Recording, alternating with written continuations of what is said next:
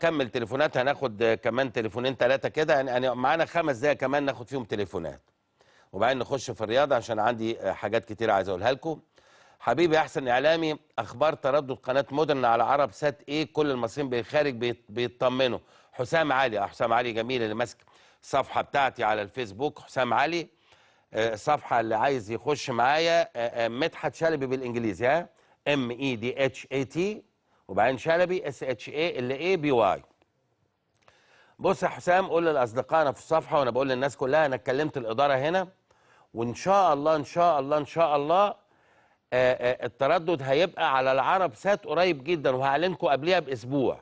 لكن احنا بدانا ناخد اجراءات ان احنا ننزل تردد مودرن سبورت على العرب سات، لان انا جالي كميه من الرسائل على تليفوني مهوله مهوله من الخليج ومن الدول الاوروبيه، من انجلترا ومن فرنسا ومن المانيا.